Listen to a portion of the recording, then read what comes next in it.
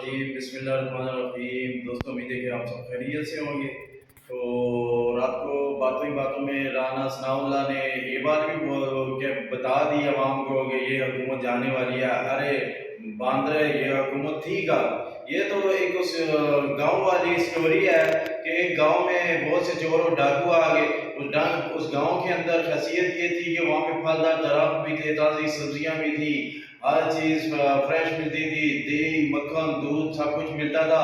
تو جب وہ ڈاکو اس گاؤں میں آ گئے تو انہوں نے بعد سے جو گاؤں کا انٹری والا راستہ تھا وہ بند کر دیا اور گاؤں کے اندر ڈیرے ڈال لیے۔ اس گاؤں میں تو بہت فائدہ ہے، اس گاؤں سے لوٹ کر لے کے جانے سے کچھ یہاں پہ اسٹے کر لیتے ہیں تو باقی بھی سب چیزوں کا مزہ لے لیتے ہیں۔ تو وہاں پہ انہوں نے ڈیرے ڈال دیے اور وہاں پہ کھانا پھلوں کو تباہ کرنا شروع کر دیا، سبزیوں کو تباہ کرنا شروع کر دیا، جتنا کھاتے تھے اس سے زیادہ تباہ و برباد کرتے تھے۔ تو یہی اگزامپل کچھ اس طرح کی ہے جو لٹیرا جو ڈاکو راج پاکستان میں لگا کچھ عرصے سے، ابھی اس ڈاکو راج کا اختتام ہونے والا ہے۔ تو اختتام کے اوپر بھی جھوٹ بولنا تو یہ لوگوں نے چھوڑا نہیں ہے اور بھاگنے کی تیاری اندر سے پوری کی ہوئی ہے۔ عوام کو پھر بھی بے وقوف ہی سمجھتے جا رہے ہیں اور کوشش کر رہے ہیں کہ عوام کو پھر پہلے کی طرح بے وقوف بنائے، لیکن ابھی ان کی ہڈی گلے کے اندر رک جاتی ہے جب ان کی بات کرتے ہیں، جھوٹ بولتے ہیں، اسٹیٹمنٹیں دیتے ہیں، پریس کانفرنسیں کرتے ہیں۔ اس مندری بحث جس کو بولتے ہوئے بھی، اچھی سے اچھی بات کرتے ہوئے بھی پاکستان کی 22 کروڑ عوام کو تمہارے اوپر اتنا غصہ آتا ہے کہ اس مندری بحث میں تم کو بتاؤں کہ تمہارے اوپر اتنا غصہ آتا ہے کہ خدا نہ خواستہ تم کے ان کے ہتھے چڑھ گئی تو تم کو یہ بھی نہیں لوگ سوچیں گے کہ یہ عورت ہے، کیونکہ تمہارا جو بات کرنے کا طریقہ ہے وہ اتنا گندا ہے، اتنا غلیظ ہے،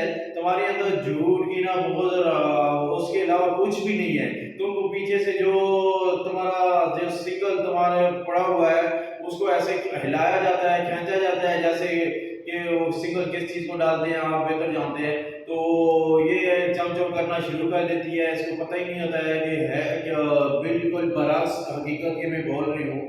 تو یہ ساری حقیقت تھی۔ ابھی ان لوگوں نے رانا ثناء اللہ کو بھاگنے کے بالکل اس کے اوپر ریڈی بیٹھا ہوا ہے، کبھی بھی وہ یہاں سے پاکستان سے نکل جائے گا۔ حمزہ شہباز جو کہ پہلے سے جہاں پہ جا کے بیٹھ چکا ہے، اس کے بعد مریم پہلے سے باقی ملک سے نکل چکی ہے۔ ابھی انہوں نے ساگ ڈال بیچارے کو بہت بری جگہ میں لا کے پھنسا دیا، اس کو بکرا بنا دیا ہے لوگوں نے۔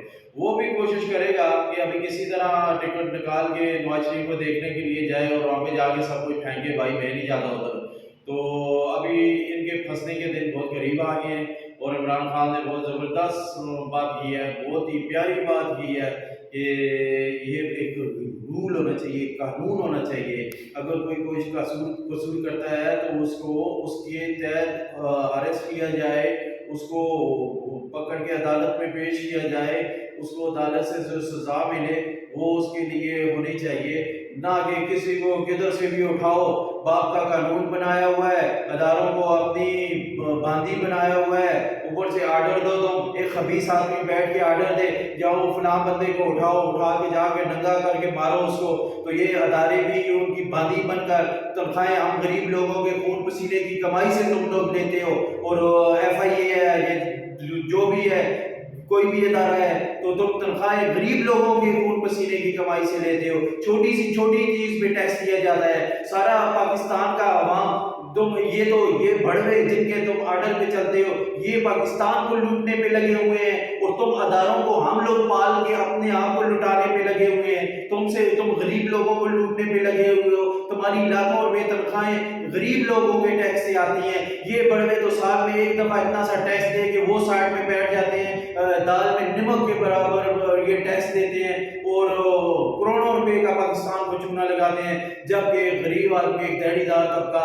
ہر ماچس کی ٹھیکیا کے اوپر بھی ٹیکس دے رہا ہے اور منہ میں جو لقمہ جا رہا ہے اس کے اوپر بھی ٹیکس دے رہا ہے، حتیٰ کہ ہر چیز کے اوپر ان سے کئی گنا زیادہ ٹیکس دے کے غریب آدمی جو ہے نا پاکستان کے اندر پڑ رہا ہے، اور اسی ٹیکس سے تم لوگوں کو سیلریاں ملتی ہیں اور پھر تم ان لوگوں کی باندھی بنے ہوئے ہو۔ ان لوگوں کی باندھی بننے کی ضرورت نہیں ہے تم کو، غریب لوگوں کے محافظ بنو جن کے خون پسینے کی کمائی سے تم لوگوں کو سیلریاں دی جاتی ہیں ہر مہینے۔ تم کو ان لوگوں کے آگے دم ہلانے کی ضرورت نہیں ہے. تم پاکستان کے محافظ بنو.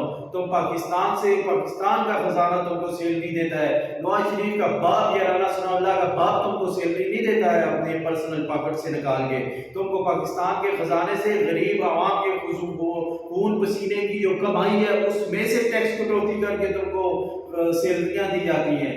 تو تم کو خصوصی سوچنا چاہیے. ان لوگوں کی باغیاں بن کے نہیں رہنا چاہیے. اور فوج پاکستان کا جو کردار ہے، جو یہ 5th جنریشن کا بھرپور ساتھ دے رہے ہیں، یہ پوری پی ڈی ایم جو 5th جنریشن پاکستان میں شروع کی جائے تھی کہ پاکستان کی عوام اپنی فوج سے بہت زیادہ پیار اور محبت کرتے ہیں. ان کے دلوں میں فوج کے خلاف نفرت پیدا کرو، تبھی پاکستان کو مار دی جا سکتی ہے. تو تم فوج کو یہ اپنے مقاصد کے لیے استعمال کر کے وہ کام کرنا چاہتے ہیں جو ان کی ڈیوٹی لگائی ہوئی ہے، جن کے لیے انہوں نے اربوں روپے لیے ہوئے ہیں کہ یہ 5th جنریشن وار پاکستان کے اندر تم نے کمپلیٹ کرنی ہے، اس کو کامیاب کرنا ہے. تو ان کا مقصد صرف اور صرف یہ ہے کہ آپ لوگوں کے لیے عوام کے دلوں میں نفرت ڈالی جائے. اور جب عوام کے دلوں میں نفرت آ جاتی ہے تو بہت سے ملک آپ دیکھ سکتے ہو ان کے اندر کیا ہوا. ان کو تباہ و برباد کیا گیا. کس وجہ سے؟ کہ عوام نے فوج کا ساتھ نہیں دیا.